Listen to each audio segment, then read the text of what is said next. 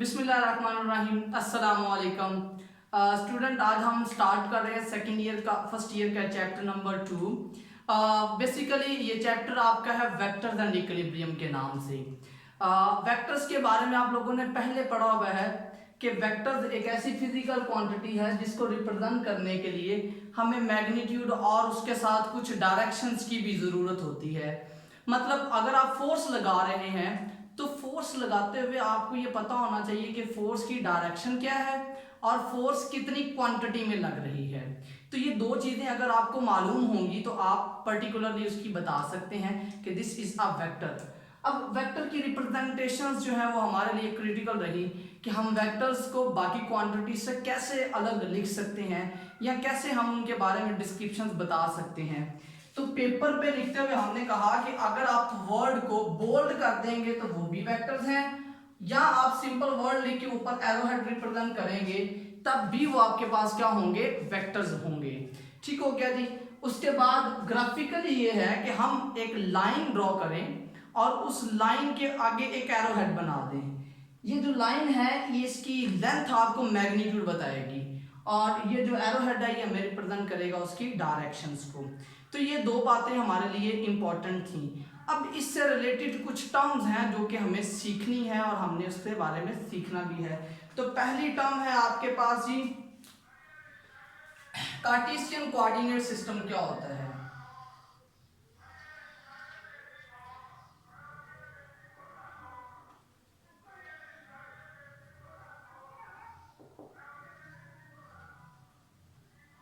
Cartesian coordinate system आपके पास एक ऐसा सिस्टम होता है जिसमें दो लाइंस एक दूसरे को म्यूचुअली परपेंडिकुलरली कट करती हैं और ये जो आपकी लाइन है इसको आप बोलते हैं वाई एक्सिस या वर्टिसिस, और इस लाइन को हम कहते हैं एक्स एक्सिस या ऑर्डिनेट्स।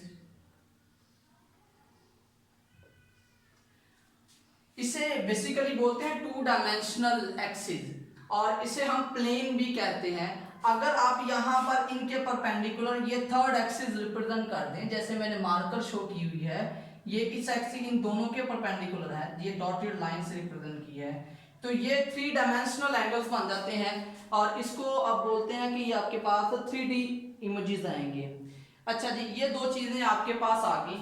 हमने वेक्टर्स को जब भी ड्रॉ करना होता है तो हम कहते हैं कि हमारे पास कार्टेशियन कोऑर्डिनेट सिस्टम्स होना चाहिए और उस कार्टेशियन कोऑर्डिनेट सिस्टम में आप ये चीजें रखते हैं। यहाँ पर एक वेक्टर ड्रॉ करें तो ये वेक्टर आ जाता है। आप बता देंगे कि इस वेक्टर की पोजीशन क्या है, वेक्टर एक्स एक्सिस पे कितना गया है, वाई एक्सिस पे कितना गया है, तो ये सारी की सारी उसकी डायरेक्शंस को रिप्रेजेंट करता है। अब इसी से रिलेटेड हमने कुछ टर्म्स डिस्कस करनी है। सबसे पहली टर्म क्या है जी, एडिशन ऑफ वेक्टर।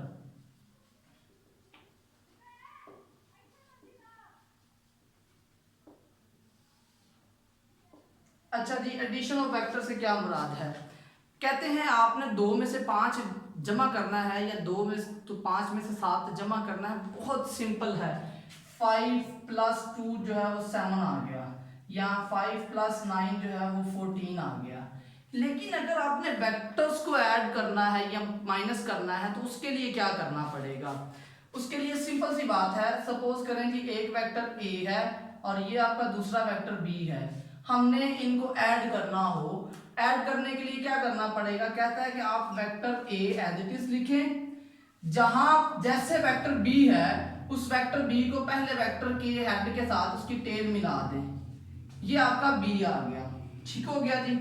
और रिजल्टेंट कैसे लेंगे, आपने पहले वेक्टर की टिप को लास्ट वेक्टर के हेड से ज्वाइन करना है, दिस इज रिजल्टेंट। ये आ जाएगा r = a + b। बहुत डिफरेंट चीज है, आम जो आप अरिथमेटिक ऑपरेशंस करते हैं उससे बहुत डिफरेंट है। अब इसी की बात करें, इसे बोलते हैं addition by head to tail rule.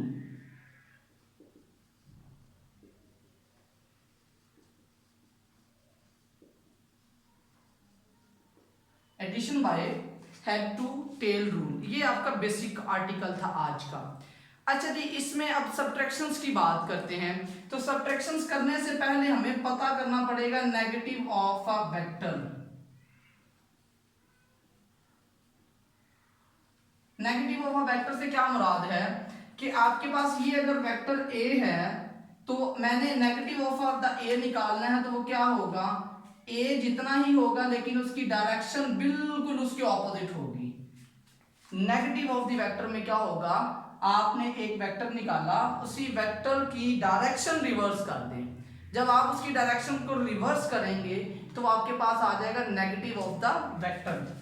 अच्छा जी, अब अगर हम बात करें कि a माइनस बी निकालना है आपने, तो ये देखें स्टूडेंट, ये आपका a वेक्टर आ गया, ठीक है, और ये जो b है, b का नेगेटिव लिया तो वो ये आ जाएगा,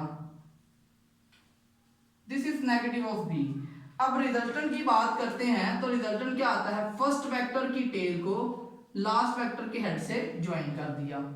यहां रिजल्टेंट आ जाएगा a plus minus of b। हमने किया क्या है, हेड टू टेल रूल से ऐड, लेकिन वेक्टर का रिवर्स लिया हुआ था, नेगेटिव ऑफ द वेक्टर लिया हुआ था। अच्छा जी, इन दो टर्म्स में बार बार एक वर्ड मैं रिपीट कर रहा था, रिजल्टेंट वेक्टर।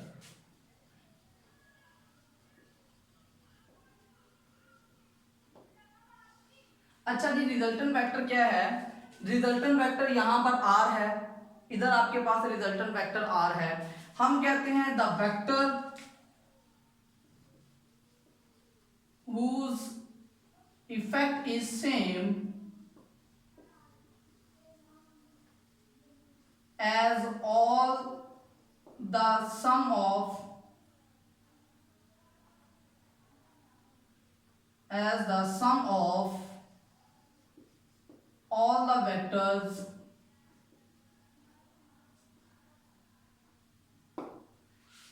ये रिजल्टेंट वेक्टर आपके पास एक ऐसा वेक्टर होता है जिसका इफेक्ट वही होता है जो बाकी तमाम वेक्टर्स का इंडिविजुअली ऐड करने से आता है।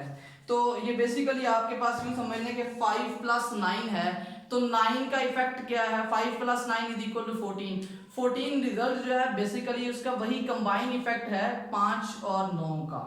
यहाँ पर a और b को अगर इफेक्ट लेंगे तो जो इफेक्ट इन दोनों का कंबाइन होके आएगा उसे हम कहते हैं रिजल्टेंट वेक्टर। तो मेरा ख्याल है ये डेफिनेशन भी आप लोगों ने 9th क्लास में सीखी हुई है। आगे हमारे पास आ जाता है जी मल्टीप्लिकेशन बाय स्केलर।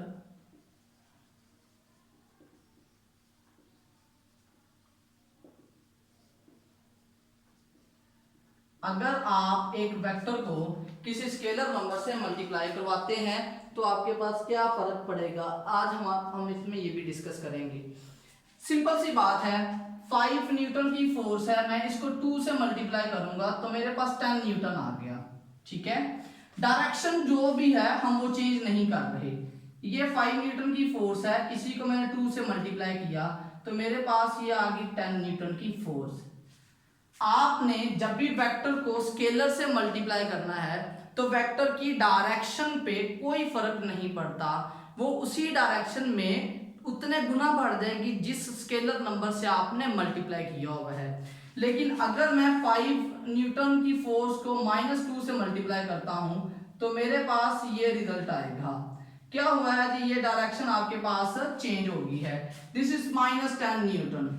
मैग्नीट्यूड जो है वो उस फैक्टर से मल्टीप्लाई हो जाती है और डायरेक्शन आपके पास क्या हो जाती है जी, डायरेक्शन उसके उलट हो जाती है। तो आपने सीखा ये कि वेक्टर्स को स्केलर से मल्टीप्लाई करने से वेक्टर क्वांटिटी ही आती है लेकिन उसकी मैग्नीट्यूड उतने टाइम्स बढ़ जाती है या कम हो जाती है। कम होने का चांस भी है। आप 5 को 1.5 से मल्टीप्लाई कर 0.5 से मल्टीप्लाई करेंगे तो आपके पास आंसर 2.5 न्यूटन आएगा। ठीक हो गया जी। उसके बाद आ जाता है जी यूनिट वेक्टर। यूनिट वेक्टर्स क्या होते हैं जी, यूनिट वर्ड निकला हुआ 1 से, vectors whose magnitude is 1 and represent the direction of a vector।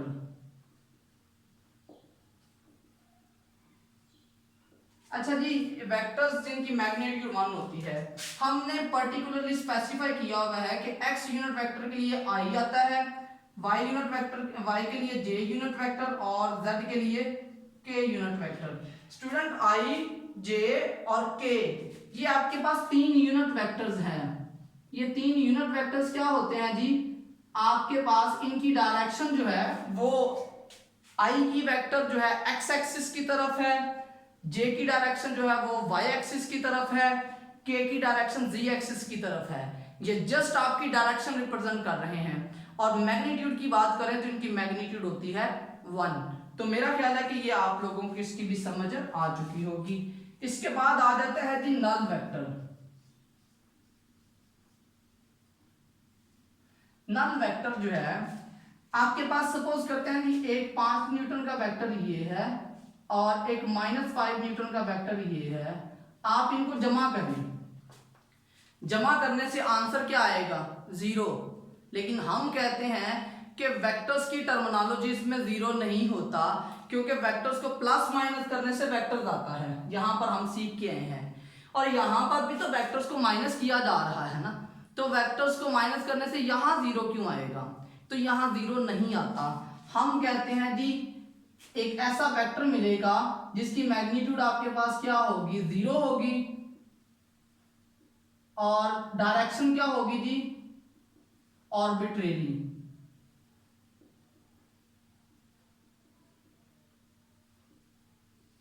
तो ये एक ऐसा वेक्टर है जिसकी मैग्नीट्यूड 0 है लेकिन आर्बिट्रेरी डायरेक्शन, ये समझ ले एक डॉट मिला है जो 360 की तरफ आपको लाइट स्प्रेड कर सकता है। तो ये आपके पास समझ लें ओरिजिन की तरह होता है। कमरे के सेंटर में एक आपने लाइट रखी हुई है, वो डॉट है जो हर तरफ लाइट को फैला रहा है। तो ये आपके पास क्या आता है जी? Vector whose magnitude is 0 and indicate the arbitrary directions। उसके बाद आ जाता है जी इक्वल वेक्टर्स।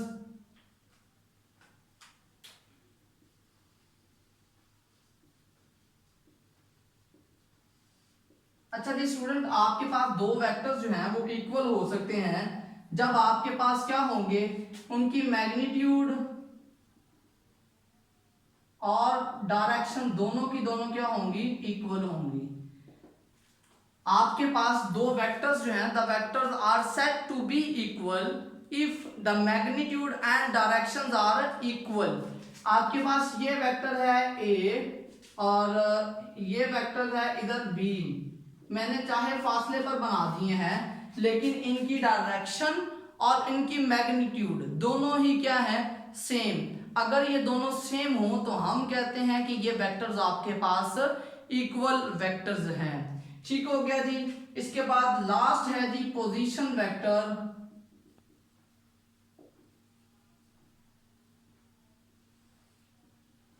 पोजीशन वेक्टर्स क्या होते हैं जी? ये रिप्रेजेंट करते हैं पोजीशन ऑफ द वेक्टर।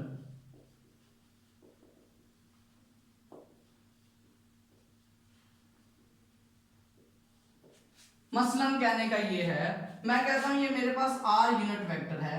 ये r यूनिट वेक्टर x पे 3 यूनिट और y पे 4 यूनिट गया है, तो हम कहेंगे 3i प्लस 4j इसकी पोजीशन है। ये जो पोजीशन आपको मिली है ये बेसिकली क्या है? उसकी लोकेशन है। हम इसकी पोजीशन को यूं भी रिप्रेजेंट कर सकते हैं xi प्लस yj। ये रिप्रेजेंट करता है वेक्टर की पोजीशन को कि x पे कितने यूनिट है और y पे कितने यूनिट है। अगर आपने इसकी मैग्नीट्यूड बतानी हो तो वेरी सिंपल, आप x वाले कंपोनेंट का स्क्वायर प्लस y वाले कंपोनेंट का स्क्वायर लें और स्क्वायर रूट आ जाएगा। यहां से हम क्या कर सकते हैं? उस पोजीशन वेक्टर की मैग्नीट्यूड बता सकते हैं। And the last one is theta tan inverse of y over x। आप उस पोजीशन वेक्टर की डायरेक्शन बता सकते हैं कि वो पॉजिटिव x एक्सिस से कितनी डायरेक्शन पे पड़ा हुआ है। स्टूडेंट, ये हमारा पहला आर्टिकल था चैप्टर नंबर 2 का, जिसमें बेसिक्स टर्म्स थी। मैंने बहुत सी टर्म बोर्ड पे लिखी नहीं है, तो मेरी आप लोगों से मैं तो ये उम्मीद कर रहा हूँगा कि आप इन टर्म्स को पढ़ेंगे भी और इनको लिखेंगे भी साथ साथ। और अगर चेक करवाना चाहें तो आप मुझे चेक भी करवा सकते हैं। अपना बहुत ज़्यादा ख्याल रखिएगा जी। अल्लाह हाफिज़।